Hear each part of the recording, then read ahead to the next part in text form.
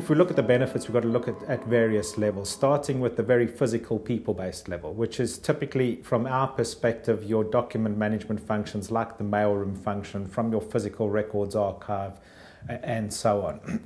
At that level, by automating the process and by digitizing it, very often you can reduce the amount of resources that you use there, and the focus is very much on the cost that you can take out at that level, and there are certainly those benefits to be had there.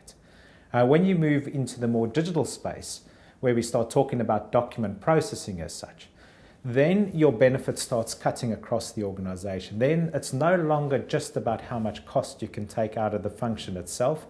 It's about how you can improve the data that is put into the organizational workflows to improve the efficiency of those workflows and the efficiency that processes and business processes are undertaken.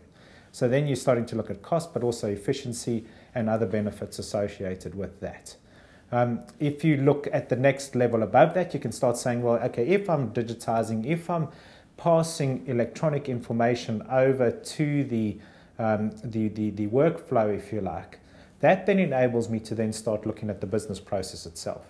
And then you can start looking and say, well, okay, it's not just about how cost effectively I can run that business process. It's actually maybe now taking more of a capability view and saying, well, what is the purpose of that business process? What business result is it actually driving?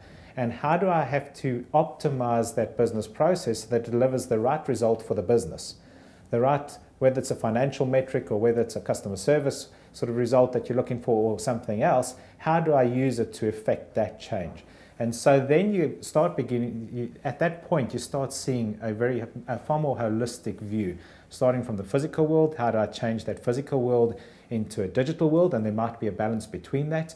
Once it's sort of electronic, how then do I affect the capabilities within the business that are in place and organized to deliver a particular business result?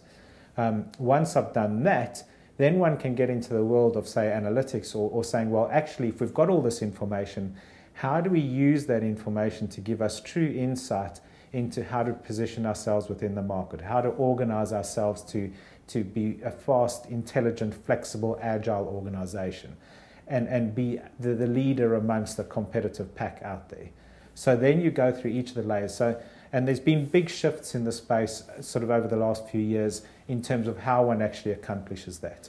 But I'd say those are probably the different layers and the different benefits you can go through. And that, in a way, also takes you through from the cost perspective at the beginning in the very physical world all the way through to how am I really driving real business value that delivers real results and value that shareholders are happy with at the end of the day.